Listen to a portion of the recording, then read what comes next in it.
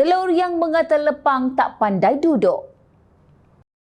Dalam kerancakan Perikatan Nasional menuduh dan membuat pelbagai tumahan terhadap kerajaan, seorang demi seorang pimpinan mereka diheret ke mahkamah atas pelbagai tuduhan, sedangkan pihak yang dihentam dan difitnah rileks sahaja.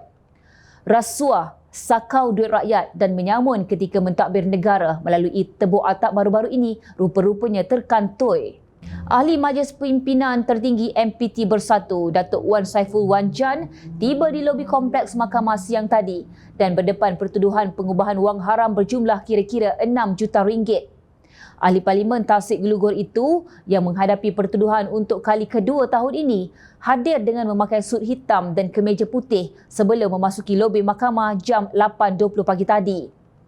Menurut laporan media, Wan Saiful didakwa di Mahkamah Session atas pertuduhan pengubahan wang haram di bawah Seksyen 4-1-B Akta Pencegahan Pengubahan Wang Haram, Pencegahan Pembiayaan Keganasan dan Hasil daripada Aktiviti Haram 2001 Akta 613. Beliau berdepan lebih 15 pertuduhan dengan nilai pengubahan wang haram dianggarkan bernilai 6 juta ringgit.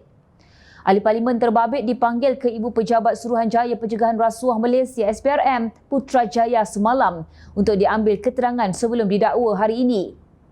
Difahamkan, seorang timbalan ketua bahagian parti politik sama juga akan dituduh atas kesalahan di bawah session sama.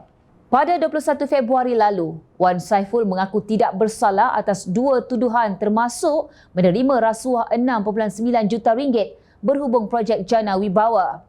Berdasarkan pertuduhan, Wan Saiful didakwa meminta wang daripada Lian Tan Chuan sebagai berdorongan membantu syarikat Nepturis Sdn Bhd mendapatkan projek.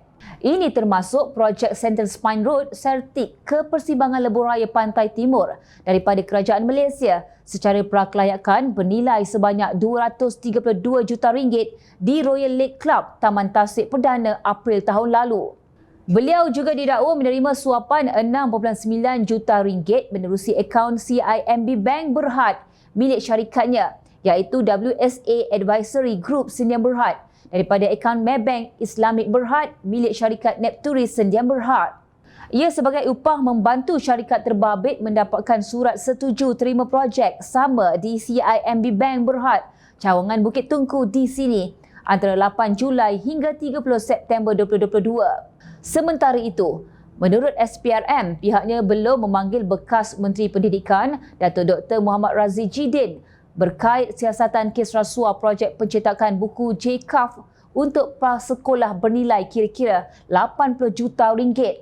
Kita belum panggil lagi, siasatan masih dijalankan. Saya serahkan kepada pegawai penyiasat untuk jalankan siasatan, kata Ketua Pesuruhanjaya SPRM Tan Sri Azam Baki selepas merasmikan sidang kemuncak anti rasuah anti korupsi antarabangsa 2023 semalam.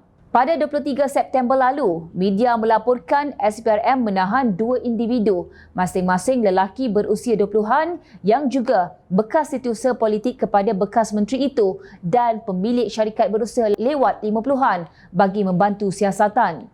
Penahanan mereka bagi membantu siasatan mengikut Seksyen 16-A-B Akta SPRM 2009 berkait kesalahan meminta dan menerima suapan melalui sebuah projek syarikat sebagai balasan meluluskan projek pencetakan buku secara rundingan terus. Sehari kemudian, Razif menafikan terbabit dalam dakwaan itu dan isterinya juga tidak mempunyai sebarang kaitan dengan syarikat yang dituduh. Sebaliknya, penahanan bekas setiausaha politiknya didakwa hanya berdasarkan mesej WhatsApp yang tular di media sosial. Berikutan itu, beliau yang juga Ahli Parlimen Perikatan Nasional Putrajaya menegaskan tidak teragak-agak mengambil tindakan undang-undang sewajarnya ke atas sesiapa sahaja yang mengulangi atau menerbitkan semula tuduhan sedemikian. Mungkin inilah maksud sebenar yang dikatakan sebagai kemungkaran yang amat dahsyat oleh Timbalan Pengerusi Perikatan Nasional Tan Sri Abdul Hadi Awang semalam. Pelik sungguh dalam dijunjung dan dikelik slogan bersih dan stabil.